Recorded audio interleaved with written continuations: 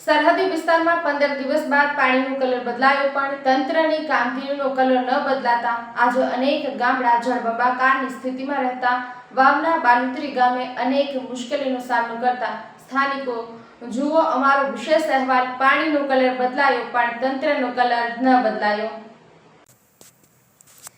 વરસાદ વિરામને આજે 15 દિવસનો સમય વીતી ગયો, છતાં પાણી ઓસરવાનું નામ જ લેતું નથી। પરિણામે ઘર, ગલી, ગામ અને ખેતરો બેટમાં ફેરવાયા છે। સરહદી વિસ્તારના અનેક ગામડાની સ્થિતિ કફોડી છે। ખેતર, ઘર અને ગામમાં મોટું નુકસાન બેઠી મજબૂત માણસ હિંમત રાખીને બેઠો છે કે ક્યારેક તો ઉકેલ આવશે, પણ વરસાદી આફત ઘર કરી જતા અનેક ગામડાની સ્થિતિ આજે પણ કપરી બની રહી છે। પાણી ત્યાંનું ત્યાં જ છે, જેથી લોકોની હાલાકી વધી રહી છે। વાત છે વાવના બાલુત્રી ગામની, તો વરસાદી પાણી ભરાઈ રહેતા સ્થાનિકો સાથે પશુઓની સ્થિતિ પણ કફોડી છે। શાળામાં પાણી હોવાથી શિક્ષણ કાર્ય પણ બંધ છે અને પાણીએ કલર બદલતા જીવાત ઉત્પન્ન થઈ છે, જે આપનાર રોગચાળાના એંધાણ બતાવી રહ્યું છે। કાળા પાણીમાં પસાર થતા લોકોના પગમાં તકલીફ થઈ રહી છે। ખેતરમાં કશું વધ્યું નથી, ઘરમાં કશું બચ્યું નથી અને પશુઓની સ્થિતિ અત્યંત કફોડી બની છે। દિવાળી આવી રહી છે, ગામમાં પાણીએ હોળી સળગાવી છે, ત્યારે લોકોની આશા પર તંત્ર પણ ખરું ઉતર્યું નથી। પાણીએ કલર બદલ્યો, પણ તંત્રની કામગીરીનો કલર ન બદલાતા પોતાના જ ઘરમાં નવરાત્રિમાં માતાજીની આરાધના માટે દીવા પણ ન કરી શકતા લોકો મજબૂર બન્યા છે। ત્યારે ઘર, ગામ અને ખેતર બેટમાં ફેરવાતા તંત્ર નાની પાઇપથી પાણી નિકાલનો પ્રયત્ન કરી રહ્યું છે। ભાઈ, દરિયો ડોલે ડોલે ખાલી ન થાય એ વાત આ તંત્રને કોણ સમજાવશે, એ પણ મોટો સવાલ છે। હાલ તો સરહદી વિસ્તારના અનેક ગામડાની દશા અને દિશા ખૂબ જ ખરાબ છે, ત્યારે આગેવાનો રાજકીય ગેમમાં થાકે ત્યારે જ આ ગામડા ફરી ધબકતા થશે એ નક્કી છે। અને પોણેથી બ્લોક થઈ ગયો છે। કોઈ અમારે દહીંનું દળાવવા જવું હોય, છોકરો શાળામાં ભણે કાકાને છેડા જવા માટે, પણ આ રસ્તાની પાણીની સમસ્યા છે। એટલે કોઈ કરી સરકાર આગળ એટલી વિનંતી છે, આ પાણીનો તાત્કાલિક નિકાલ લાવે। કેટલા લોકો?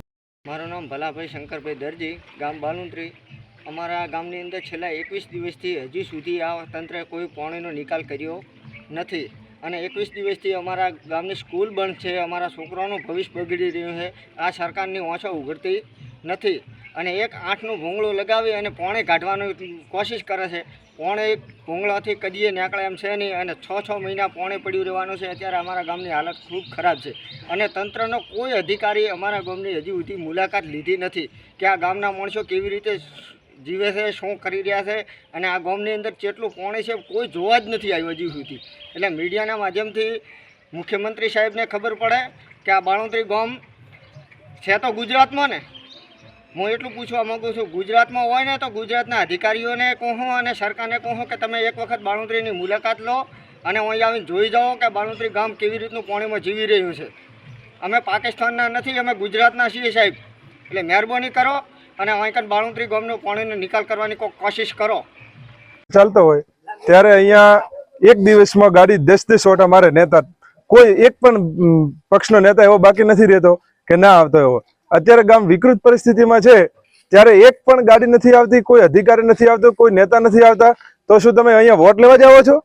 આટલું બધું ગામ વિકટ પરિસ્થિતિમાં છે, માણસને કોઈ ખાવાનું નથી, ઘરે પીવાનું નથી, માલ ઢોર મરી ગયો છે, તો તમને ગેર ઊંઘમાં કેવી રીતે તમે ઊંઘ આવે?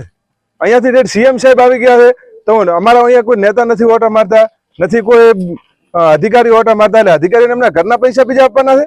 આ તો કાલે અમારું ગામ કેસ્ટોલમાં લેવરાયો છે, એટલે કેસ્ટોલમાં મારું ગામ જો પેલા બીપરજોડ વાવાઝોડામાં જે ફાઇલ તૈયાર કરીને મૂકી, એ ફાઇલ કોઈ નિરાકરણ નથી આજ દાડા સુધી।